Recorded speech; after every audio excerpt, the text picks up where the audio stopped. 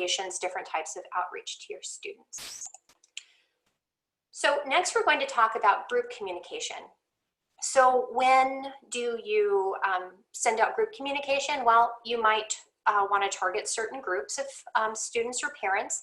You might send them a welcome message. You might send something helpful to struggling students. You might send a kudos to students who did well on something, a group of students. And then you might want to alert students and parents to an upcoming difficult assignment or due date. So email and text are a great way to reach out to groups. Always using resources that are helpful, such as a YouTube video that will further explain something. And then we like to do meetings with groups. It's helpful to have small groups of students, and then you can record it, share it with other students. So sometimes a small group is more manageable than your whole group. This is a video from our full-time teacher, Edna Gonzalez, and she includes this in her welcome email to students. So we're just gonna watch a second. I'm Mrs. Gonzalez and welcome to Social Studies. I've been with Graduation Alliance since 2012 and I've been teaching since 2007. So my hobbies include snowboarding, skiing, mountain biking, swimming, and I also love to read, listen to music, and so you can see that the goal of this video is to make Edna a real person to students in the online environment. You can use these types of videos for all sorts of things, just messages to your students. Hey, are you hanging in there? You know, we're all with you. So it's very helpful and it makes you feel like a real person when you're separated from your students.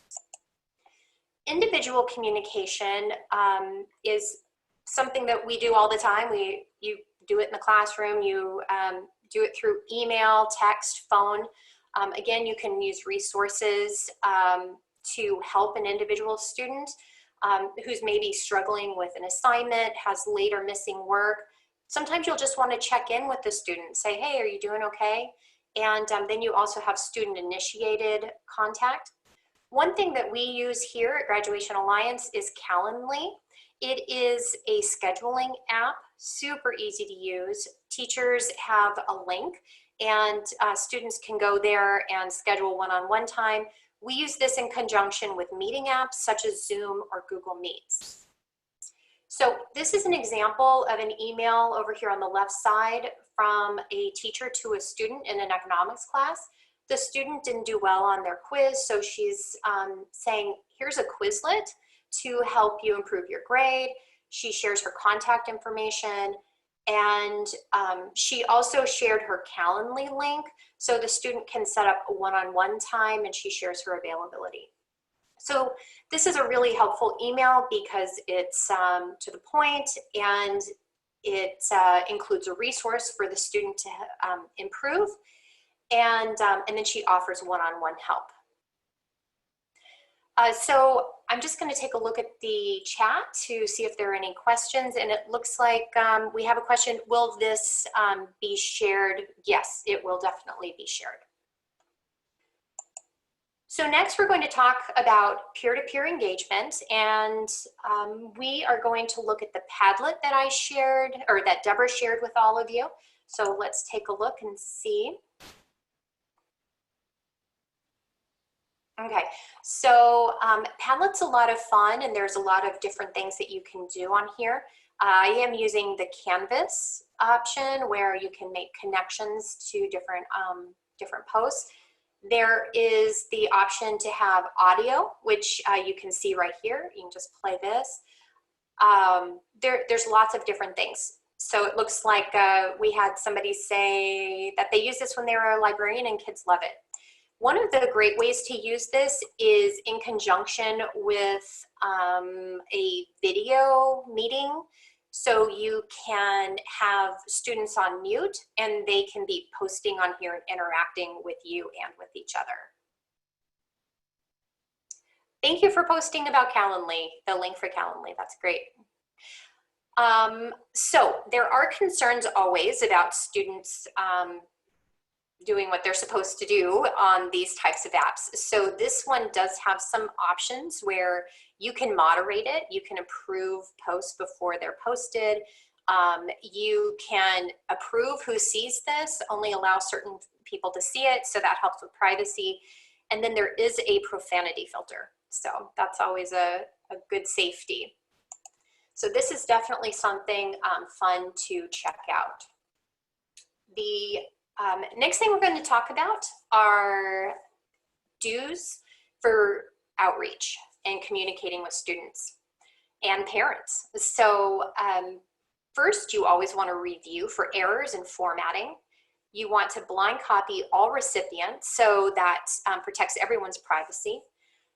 Content should start strong. It should be relevant and easy to read.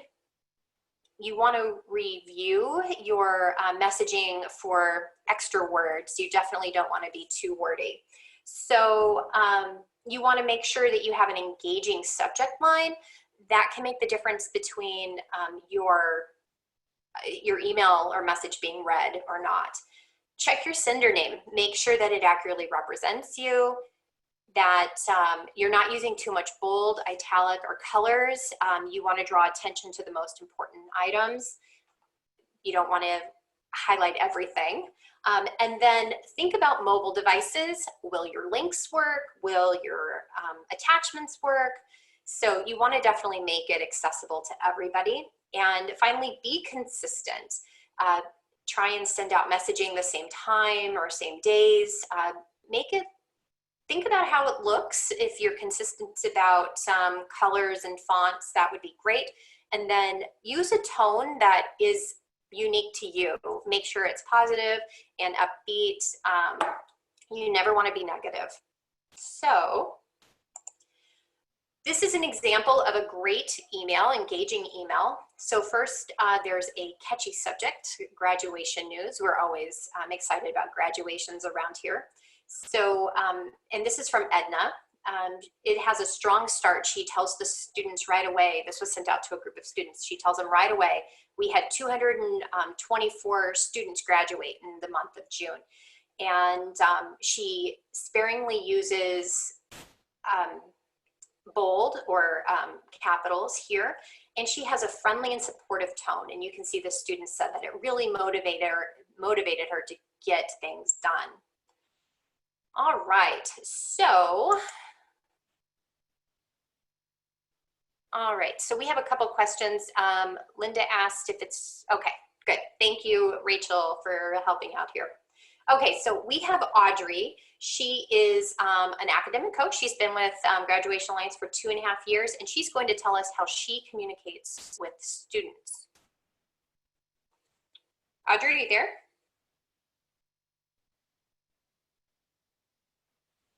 Yeah, I'm here. Sorry. Thank you. Couldn't unmute myself for a second. Yeah.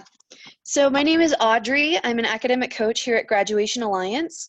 My role is a little bit different than most teachers. I don't teach a specific class, but I, encourage students, just like a soccer coach might. I do it academically. So, yeah, let's just go ahead and move forward. Okay, so if you take a look at this picture, you can take a guess at what it is. Just take a minute. For me, it kind of looks like a dust mite or something. Move on to the next slide. It was actually a strawberry. Okay, let's do one more. Okay, try again. Look at that. Kind of looks like a sponge or something. Next slide. It's a piece of pizza. So we move on to the next slide. Good communication brings everything into focus, not just for you, but for your students, as you're well aware. It can change not only your perspective, but your students' perspective. And so what we're trying to do using, these tools is just change your students' perspective and your perspective on online learning, because it's really actually fun and engaging, and it can be anything you want it to be. So let's just move forward there. All right, so effective communication. I don't know if you've ever heard that everyone is an iceberg. And if you look at that picture of the iceberg, a majority of its mass is actually underneath the water. And so your students, you know, they have a lot going on, and of course you have a lot going on, and a lot of it is underneath the water. You know, how you reach out to them is going to, you know, be important. Just be sure that you're, you know, asking those questions and doing everything you can to discover that, you know, mass underneath the water. And of course, it's really hard when you switch to online communication, because you go from being in person and having them see, you know, at least, you know, 80% of your conversations, your communication is with body language. You take that out and you're left with 20% in writing. So always be careful, you know, just of how you're writing things, as you're well aware. You know, how we write something out can change the meaning of it entirely. So if you read this out loud, I'm going to go ahead and do that. A woman without her man is nothing. And then you change the punctuation. A woman without her man is nothing. So, you know, that's just kind of focusing on how you can, you know, better your communication with your students, and, you know, just be aware that with texting there is no tone, so don't be afraid to use emojis. Next slide. Perfect. So a lot of our students right now, they are experiencing anxieties that, you know, lots of other students have not had. You know, they're really upset because graduation might be put off, or they have to switch to online learning, and it's scary for them. You know, 100% we understand that. So it's a different ball game than working with a student face to face. So here are a few suggestions on, you know, how to help students cope with that. Of course, ask how they're doing, take notes on where they're at, so then the next time you guys talk, you can pick up from there. And then here are some proactive ways to stay productive while working online. And this will help you as well as help your students just to stay productive. So invite them to take short breaks, go out and get some sunshine, vitamin D, get dressed up, because you're more productive when you actually get ready for the day. Do exercise, take some time to call a parent, a friend that will help motivate you, meditate, stretching, and invite them to focus on gratitude, especially at times where, you know, things are very uncertain, and, you know, the coronavirus can be scary. Inviting them to, you know, name 3 things that they're thankful for is a great practice. Let's move forward. Okay, texting, emailing, and phone calls. I use all 3 of these because it's just so vital. You know, texting is great because everyone's familiar with that. They often, you know, they're checking their texts pretty regularly, and so they're most likely to see the things I'm sending them. That's probably one of the most effective ways to send out, you know, mass information. However, emailing is also a great effective way, as long as you establish it from the get-go. Your parents will be checking their emails pretty often. For teenagers, it's a little bit less often, so, you know, just be aware of that. But that's going to be so great for you because you can do it in a mass, you know, send out a mass email. Texting, we have not been able to send a mass text out without, you know, including all these other numbers, so you just have to do it individually. I just copy and paste the same message to a lot of different students, but it takes a little bit of time. Phone calls is so important because that's what strengthens your connection with them, and it makes them feel more confident that they can accomplish this. So next slide. All right, developing social media as a tool. This is something that I have found so remarkable because there are lots of students who don't even have a phone, or parents, you know, and you can use Facebook, Instagram, and really help them feel engaged, part of a community, you know. I found that a lot of people are kind of scared of creating a social media presence because they're not sure how they're, you know, how to keep it professional. But I have a specific Instagram for my students and a specific Facebook. I have never had any of my students follow me on my personal Facebook or anything, but I've had a lot of posts and a lot of good luck with that because there are some students who genuinely don't have phones. They don't have numbers or anything that you can really reach out to. So this is a great opportunity. And if you create a Facebook group, you can actually allow your students, it will be a closed group, but that allows your students to be very engaged and kind of almost feel like a classroom setting where they can, you know, comment on things, and they already know how to use Facebook. So it's a really helpful tool. If anyone has any questions, at the bottom of the page, I don't see that it's there, but I do have a Instagram that you can follow. If you look at the top of the page, it says Audrey Gradali. You could go ahead and follow that Instagram if you want some inspiration on things you could post, and just share ways to share a little bit of yourself with your students, and keep them engaged, make it fun.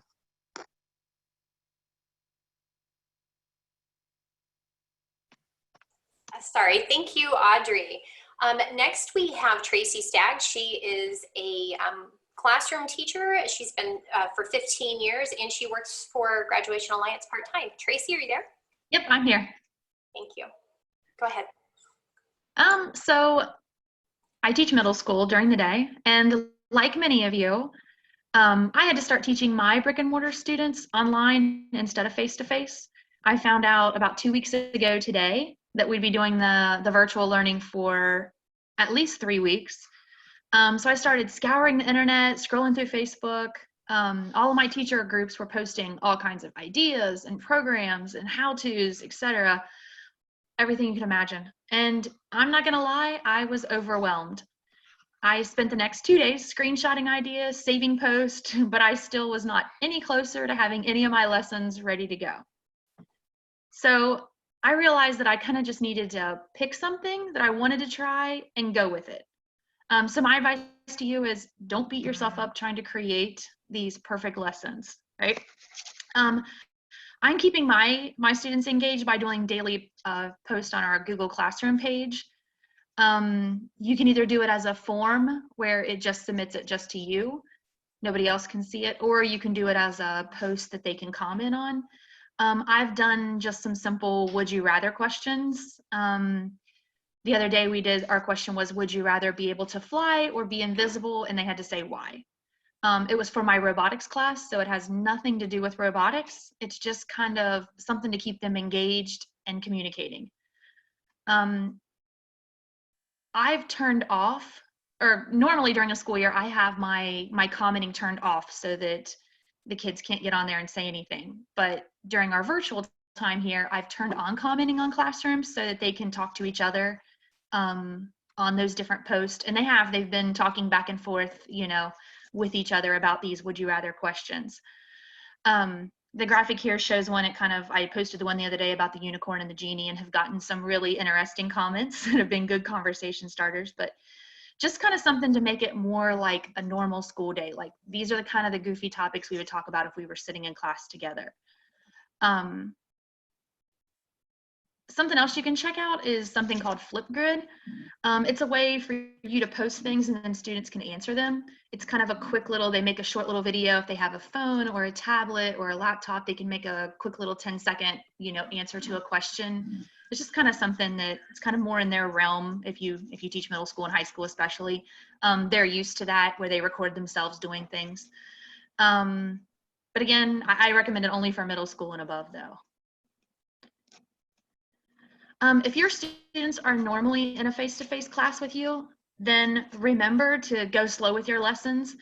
You're not going to cover the same amount of material you would in a normal day or a class period, and that's okay. Give your students time to adjust to the idea of learning and exploring on their own. If you as a classroom teacher are feeling overwhelmed at being asked to teach online, then imagine what your students are feeling.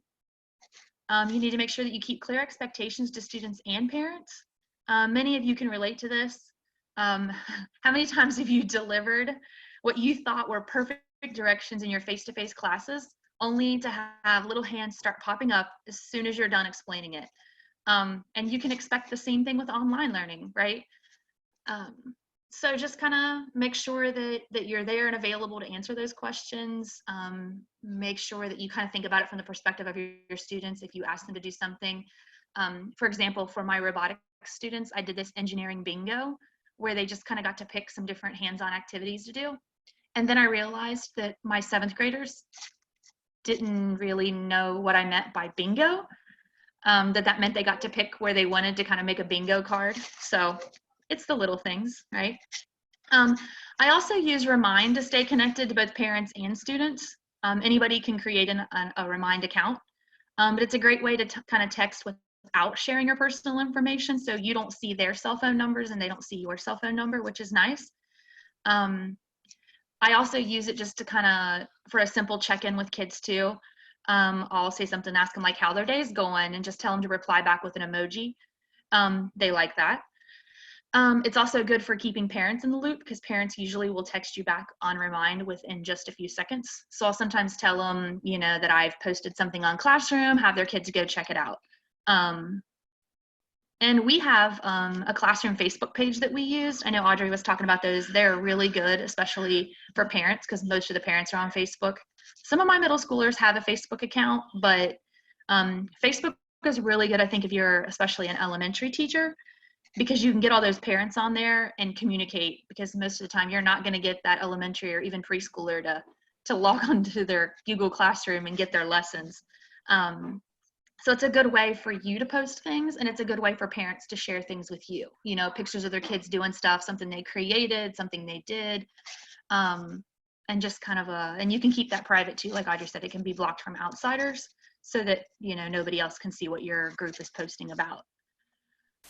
So even though this is not how most of us anticipated spending our last few months of school, I think we can make the best of it and help our students learn to explore ideas independently and do lots of project-based learning. I saw a post when I was scrolling through Facebook earlier today that said, now is not the time to pull out all the bells and whistles. Instead, it's time to keep things simple. So just kind of academically prioritize what's important and nothing more. So just less is more in this case. So don't try to extend yourself too much that you're burned out on it. So, but that's it. Thank you so much, Tracy. We appreciate you being here today. Next, we have Marcy Steinbach. Hello. I just wanted to give you guys some tips that helped me build an online presence through communication. I know some of you have seen that I haven't been teaching as long as you, some of my tips might seem common sense or an overview, but the goal is to just hopefully help you formulate your own ideas to engage your students. Now, I want you to think about your personality and your presence in the in your brick and mortar classroom. There's no reason why you can't continue that online. I think it's going to take some trial and error. It has for me, for sure. But I really think that you can achieve this online to use it to effectively engage students. So for example, for whole class emails, I like to give students a glimpse of my personality to remind them that I'm a real person. You guys have an advantage of this because your students already know you, but I think they will appreciate getting to see you online. Some ways you can transfer this from brick and mortar to your virtual classroom or to share photos or videos. Videos are a really fun way to get students' attention and hold their attention. You could insert a video of something you did over the weekend, or even just record a short 30-second clip of yourself talking about your email, giving assignment instructions, whatnot. Memes are also really fun, as well as jokes. There are a lot of free meme generators online, or if you do a quick internet search for your content area and the word meme, some clever ones should pop up, and I apologize in advance for the inappropriate ones you might have to wade through, but there are some really good ones out there that your students will appreciate. I also try to connect with students one-on-one in addition to the group emails, and honestly, it could just be a quick email asking students about their families or hobbies, or even a text to encourage a student whose effort seems out of character or if they seem depressed. Now, if you haven't already done this, I would highly encourage you to create templates on a word processor like Google Docs that you can just copy and paste your feedback or emails as needed. They will save you so much time, so you can give students quality feedback, and you can easily personalize them as students need the extra help. Remember to work smarter and not harder on this. Another idea that has helped me is to say thank you. When I receive an email from a student with a question or a concern, I always thank them for reaching out. This really helps diffuse uncomfortable situations and helps parents and students feel heard and valued. And it also helps me create a positive tone for the rest of my message. Another tactic I use is just to put the ball in my students' court. Telling them that you want them to follow up with you is just a simple way to engage students and to keep communication open. I mean, it's rude for them not to respond if you ask them a question, right? And then quickly, I just wanted to go over the anatomy of an email. If you haven't found an email format that you like yet, this one might be helpful, at least to give you a start. I always try to keep my emails short and easy to skim. So the email or the intro for the greeting, just address them if it's to them personally or to the whole class. Say hello class. That just shows them, like, if they reply to it, it'll remind them to just reply to you and not the whole class. If you didn't accidentally blind copy to everyone. Let's see. The intro should set the tone of the email. Hopefully it's a positive one, and quickly state why they shouldn't stop reading your email. This would also be a good place to insert a video or a meme or a joke. If you have important information for the whole class, put it in bullet points and try to keep it to 2 to 4 so students actually read it. Remember, you want this to be extremely skimmable, so go ahead and underline keywords or put them in bold to grab their attention. And number 4, give a link to extra resources that might be beneficial for students. This is helpful to use if you have a lot of information to relay, a video for them to watch, or if the info is helpful but doesn't necessarily apply to every student. That way they don't have to wade through a ton of information to get to the end of your email. The conclusion should be similar to the intro. Be mindful of your tone, put the ball in their court, say, hey, let me know if you have any questions, or, you know, follow up with a question, ask them to tell you a joke or whatnot. And that's all I have for you. Oh, wait, sorry. Trying to go fast, I value your time. Number 6, make sure students can see your contact info at the end. You don't want them to be digging for your information. I know a lot of you have an automatic signature, but sometimes it gets deleted, so just be aware. And that's all I have for you. Thanks for your time, and I really hope this was helpful for you guys. Thank you so much, Marcy. I appreciate all of our teachers and Audrey, our AC today. Real quick, we have some of the resources that we've talked about over the last few days. There was a question about if they are available on phones. Everything in yellow is available on a phone or a tablet, and Poplet in blue is the only thing that is only available on a tablet or desktop.